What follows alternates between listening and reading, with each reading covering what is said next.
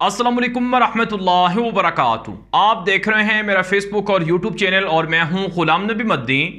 उल्टा चोर कोतवाल को डांटे, पाकिस्तान के अंदर गद्दारों के पांव फूल गए हैं। वो गद्दार जिन्होंने पिछले 6 महीनों में पाकिस्तान की 25 करोड़ आवाम की गर्दनों में गुलामी के तोक डाले, आज वो गद्दार, वो अमरीकी एजेंट परेशान हैं और उनकी परेशानी बढ़ती जा रही है और उनकी कन्फ्यूजन बढ़ती जा रही है और उन्हें रातों को नींद नहीं आती है।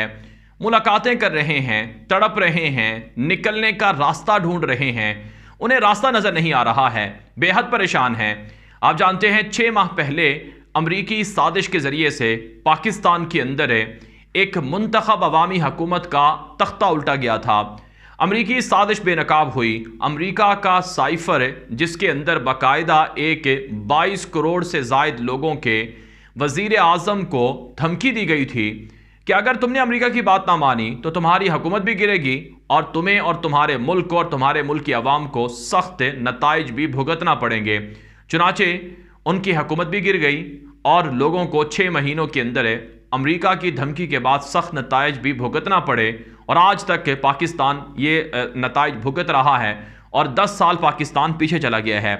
नाज़रीन इकराम, अमरीकी साइफर, अमरीकी साजिशी ख़त या अमरीका के अंडर सेक्रेटरी डोनाल्ड लू की धमकी, वो इस वक्त वबाल जान बनी हुई है शहबाज शरीफ की हुकूमत और उनके हवारियों के लिए। सबको पता है, अवाम जानती है कि कौन अमरीका के साथ मिला और किसने अमरीका के साथ साजबाज की।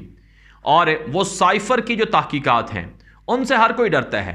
वजह यह है कि साइफर की जब तहकीकात लोगों के सामने आएंगी तो फिर फांसी के फंदे के अलावा कोई भी जो सज़ा है वो बाकी नहीं रहेगी।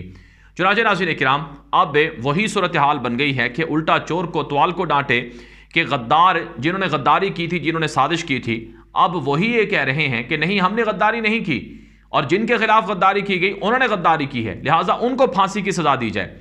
चुनांचे नाज़रीन किराम, इस वक्त मेरे सामने रिपोर्ट है कि आज जो पाकिस्तान के सदर हैं डॉक्टर आरिफ अलवी, इन्होंने बाकायदा कौमी असम्बली में जो मुश्तरका इजलास था पार्लियामेंट का, उससे खिताब किया। उस मौके पर मुस्लिम लीग नून के जो अहम रहनुमा थे, इन्होंने जो सदर पाकिस्तान है उनके खिलाफ नारेबाजी की और उन्हें गद्दार करार देकर उनको फांसी देने का मुतालबा किया। चुनांचे नाज़रीन किराम, रिपोर्ट में बताया गया है कि वज़ीर दाखिला राना सनाउल्लाह और वज़ीर दिफा ख्वाजा आसिफ ने कहा कि पार्लियामेंट के मुश्तरका इजलास में आने वाले सदर ने मुल्क का आइन तोड़ा, अदालत उसे आर्टिकल 6 के तहत सज़ा दें। सदर ममलिकत की तकरीर का बाइकआउट करने के बाद मीडिया से गुफ्तगू में राना सनाउल्लाह ने कहा कि सदर का रवैया सदर ममलिकत से ज़्यादा एक जमात की तरफ रहा है, इसलिए हमने तकरीर सुनी नहीं, बाहर आ गए। सदर ने गैर आइनी इक़दामात किए थे, उन्होंने बतौर आइनी सरबराह अपनी जिम्मेदारियाँ बेहतर तौर पर अदा नहीं की। उन्होंने कहा कि वज़ीर आज़म भी इस वजह से नहीं आए क्योंकि आज पार्लियामेंट में आने वाला ये वो सदर है जिसने मुल्क का आइन तोड़ा। सदर मुल्क का एक सतून होता है, लेकिन इस सतून ने आइन की खिलाफ वर्जी की। आइन के मुताबिक सदर पर आर्टिकल 6 लगता है। अदालतें सदर को आर्टिकल 6 के तहत सज़ा दें। अदालतों को सब मामलात का इल्म है।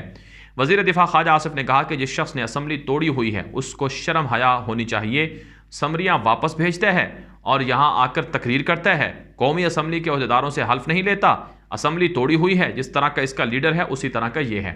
नाज़रीन इकराम, डॉक्टर आरिफ अलवी पाकिस्तान के सदर हैं और इनका एक बड़ा मोहतरम और मुकद्दस ओहदा है सदर पाकिस्तान का। इनके ऊपर जो इल्ज़ामात लग रहे हैं कि इन्होंने आइन तोड़ा है और इनको सज़ा देनी चाहिए, तो सवाल ये पैदा होता है कि क्या शहबाज शरीफ और उनके इत्तेहादियों ने क्या पाकिस्तान की आवाम के कलेजे नहीं चीरे? क्या पाकिस्तान की आवाम के गलों पर छुरियां नहीं चलाईं? आप जानते हैं 6 महीनों में लोगों का कुचुमर निकाल दिया है। 22 अरब डॉलर से ज़ायद का पाकिस्तान का नुकसान कर दिया है। अरबों डॉलर के ज़खायर पाकिस्तान के तबाह कर दिए हैं। अमेरिका के साथ साइफर मिलकर किसने लिखवाया और किसने पाकिस्तान को धमकी दी? इस बात की तहकीकात क्यों नहीं होती हैं? बार बार ये कहते हैं कि ये साइफर वाला मामला ये साजिश नहीं है वगैरह वगैरह, लिहाजा इमरान खान झूठ बोलते हैं। तो साइफर की जो एक आज़ाद तहकीकात हैं वो क्यों नहीं करवाने दी जाती? अदालत का एक ओपन बाकायदा एक जुडिशल कमीशन बने और उसके तहत ओपन हेयरिंग हो, पता चल जाए अगर इमरान खान मुजरिम है तो इमरान खान को फांसी दी जाए, अगर ये लोग मुजरिम हैं तो इन्हें फांसी दी जाए। तो उससे भागते क्यों हैं? जो जुडिशल कमीशन है वो क्यों नहीं बनाते? लोगों के सामने باقاعدہ سب کے سامنے تحقیقات کی جائیں کہ سائفر کس طرح سے آیا، کیسے آیا، کیوں کس نے چھپایا۔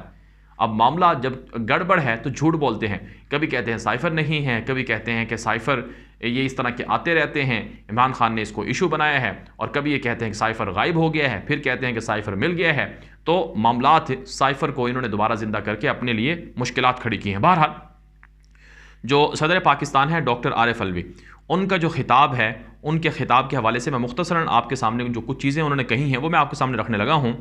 اس حوالے سے پاکستان کے صدر نے بتایا پارلیمان کے مشترکہ اجلاس سے خطاب کے دوران کہ سیاسی جماعتوں سے محاذ آرائی ختم کرنے اور مل جل کر نئے انتخابات کی تاریخ کو طے کرنے کی اپیل کی ہے۔ عارف الوی کا کہنا تھا کہ عوام فقط اس صورت میں متحد ہو سکتے ہیں جب سیاستدان متحد ہوں۔ انہوں نے کہا کہ اس وقت انتہائی ضرورت ہے کہ سیاستدان باہمی اختلافات ختم کر دیں۔ صدر مملکت کا کہنا تھا کہ پاکستان سیلاب کی تباہ کاریوں سے گزر رہا ہے اور ایسے میں وہ بحالی کی سرگرمیوں میں شامل پاکستانی فوج کی معاونت کرنا چاہتے ہیں۔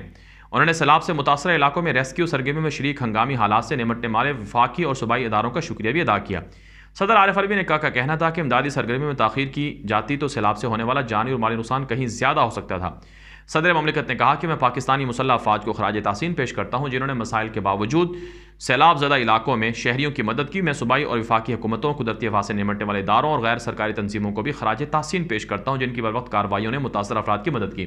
ویسے ناظرین کرام، حیرت انگیز بات یہ ہے کہ صدر پاکستان نے یہ سارا تحسین اور شکریہ تو ادا کیا روایتی طور پر، لیکن حقیقت یہ ہے کہ اتنے سال ہو گئے ہیں، پاکستان میں انتظامات کیوں نہیں کیے گئے، ڈیم کیوں نہیں بنائے گئے، کیوں یہ سیلاب آتے ہیں؟ اس سال تو سیلاب آ گیا اور مشکلات کی وجہ سے آپ جانتے ہیں 40 ارب ڈالر پاکستان کا نقصان ہو گیا۔ یہ تو لوگوں کو داد دینا پڑے گی کہ پاکستانی لوگوں میں ہمدردی ہے، اپنے بھائیوں کی مدد کی ہے۔ اگر اگلے سال پھر اسی طرح سیلاب آ جائے اور اس سے اگلے سال پھر اسی طرح سیلاب آ جائے تو کون ذمہ دار ہوگا؟ اللہ نہ کرے ایسا ہو۔ اس کے علاوہ جو پاکستان کے صدر ہیں ڈاکٹر عارف الوی، ان کی جانب سے کہا گیا کہ ہمیں معاشرے کے اندر اور پاکستان کو آگے لے کر جانے کی ضرورت ہے، نہ یہ کہ ہم آپس میں تقسیم ہوں اور نہ یہ کہ ہم آپس میں ایک دوسرے کا گریبان پھاڑیں۔